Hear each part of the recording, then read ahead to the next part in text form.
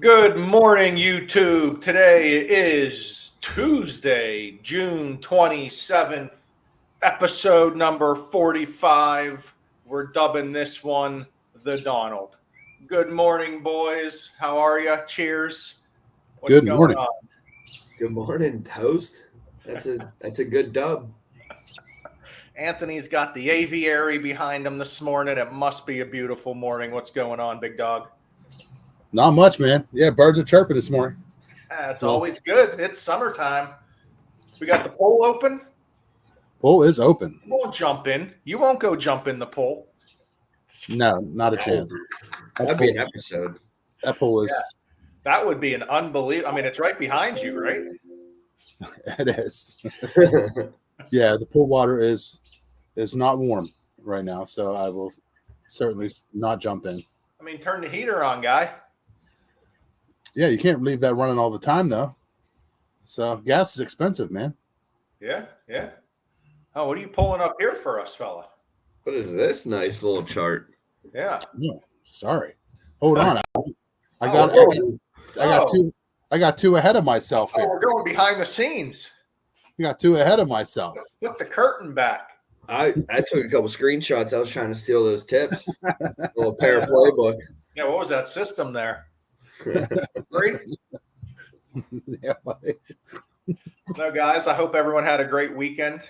It went fast, like always, as we're heading into the holiday weekend. I guess kind of a weird one, right? 4th of July next Tuesday, but I kind of assume everyone's just going to start the party on Friday.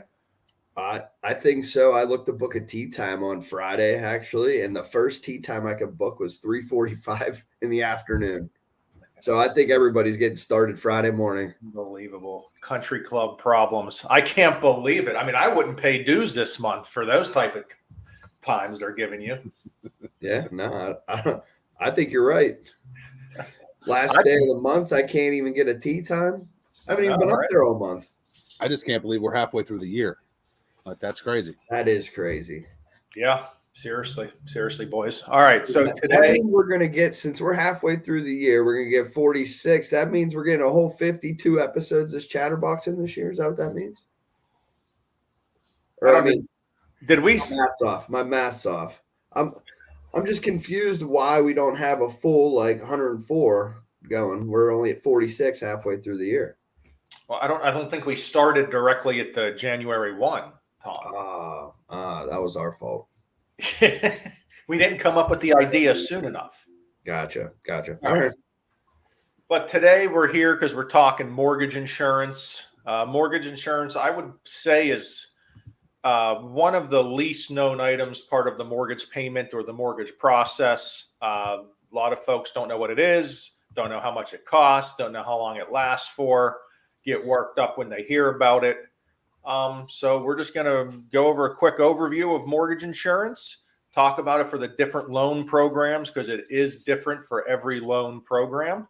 And it's different for conventional loans compared to government loans. And then there's also monthly mortgage insurance, and then some loan types have upfront mortgage insurance or a guarantee or a funding fee that's paid as part of your loan amount. So that can be different as well. So we'll get into that real quick, and then we'll talk about the Anthony LaPera special, where you can even buy out your mortgage insurance. So you don't have to put 20% down to not have mortgage insurance. You can put any amount down on a conventional loan and not have mortgage insurance. And we'll talk about the expert on that one. Didn't Mayor Ed Gainey call that the Pittsburgh special? Not the Philly special? He's got the Pittsburgh special from LaPera. I don't know. That's a good one. Tommy, you must be a dad or something. You're throwing out these dad jokes now. I don't think so yet. Okay. Not yet. No buns in the oven or anything you need to tell us about? I don't think so. I got a dog. She's at Grandma Pap's today. Okay. I saw pictures online of Belle causing havoc in the office, per usual. She definitely caused a fight. Took out this little dog, Sadie. Sadie was fighting back, though. So, Yeah. and then yesterday she had a day with Doodle. She ran too much. She threw up. Okay. She got a little overheated. Oh, perfect. That's a perfect segue for you to start talking. Let's talk FHA, VA, USDA. Where do you want to go with this, Tom? Government. We'll start with the VA. VA loans. They are, I believe, the best loan type. Because Most they beneficial are to the buyer. How about that? Yeah, I couldn't get the words out, but yes, as it should be, as they protected our country and their veterans. So the MI on the VA loan there is none. So on the monthly payment, there's no MI for the veterans. They do have to pay a funding fee, which is in the beginning, and we will get that funding fee number off of their certificate of eligibility. In most instances, for the first time use, we're looking at, now correct me if I'm wrong, because I believe they did just change this. It was 2.15 for the no down payment on the first use. I believe that's correct. They do keep changing it on us, though. It was higher than that, and they brought it back down. I think it used to be 2.3 for the first time use, and if you put 5% down, it was 1.65, but now it's 1.5. So they did lower those a little bit for the veterans, but if they are exempt, you would not need to pay that funding fee. So veterans definitely have the best way with MI. The next one would be USDA. They actually have the second lowest MI field, which theirs is 0.35% within the monthly payment, as well as they're going to pay 1% of the loan balance as their guaranteed fee, I believe it's called. So they have the second set of MI and the second lowest. The VA is the lowest. Let's break that down for a second, Tom, because we just did a lot of mortgage talk there. So government mortgage insurance is set no matter what your credit score is, and that will differ from conventional, and we'll talk about that in a second. So that's why a lot of times for government loans, if you have a lower credit score, they can be more beneficial because the mortgage insurance doesn't go up and your lower credit score doesn't affect you. So USDA sets that percentage. It is 0.35% for the monthly rate. So no matter where you go, no matter what lender you use, if you get a USDA loan, or when we talk FHA loan next, it's always the same no matter what. Yeah, you do an excellent job of calming me down. I get all excited talking mortgages and start throwing out acronyms. It's that Penn State in you. I get yelled at for acronyms all the time. So, and then the last one is the FHA, which also has the set monthly mortgage insurance. It's either going to be 0.55, which they just lowered from 0.85 a few months back, 0.55 for the monthly payment, or if you put 5% down, you can get it down. So FHA mortgage insurance also is going to last life of the loan unless you do put down 10%, where it would only last for 132 months or 11 years. So FHA mortgage insurance is a good option because Ryan's going to talk conventional, and you'll see how that 0.55 could double on a conventional loan for somebody with a little bit lower credit score. Yep, exactly. So again, though, everyone gets worked up life alone, right? Oh my God, I can't go FHA, I can't go USDA. That I'm going to have mortgage insurance for 30 years. Anth, you're allowed to refinance, right? You are allowed to refinance. Yeah. So I mean, when you start building equity, when rates drop supposedly in the future, you can refinance out of those government loans and drop mortgage insurance. Or if you're FHA, put the 10% and it will fall off. But conventional loans, everyone wants to go conventional because of no mortgage insurance. If you put 20% down or more, you do not pay mortgage insurance. That's pretty much the one and only benefit of putting 20% down. Other than that, your mortgage insurance is put into a pricing engine where all the factors of your loan can come into play. Your credit score, your down payment, if you're a first-time home buyer or not, your debt-to-income ratio.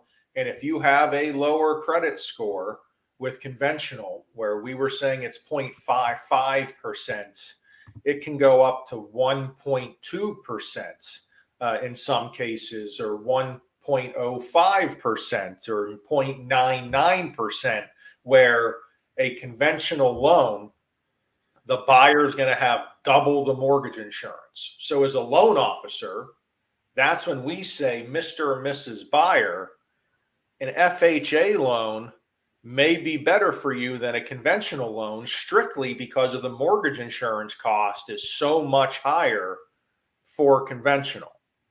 So that's what we look into and play with when we look at pre-approvals and what's the best loan type when we're looking at mortgage insurance. But when you get a conventional loan, and I'm tossing it to Anthony here, you also have the option to do what's called buy out your mortgage insurance. And Anthony's become an expert at this the last couple of years. He's leading the industry. So we'll let him talk about mortgage insurance buyout. Awesome. All right. So the biggest reason, if you ask somebody, hey, do you want to put 20% down? The average person is going to tell you probably no. That's a lot of liquid assets depending on the purchase price. But the main reason why they're doing it is because of the bad word called PMI or MI or private mortgage insurance. A client doesn't have to put 20% down to get rid of PMI.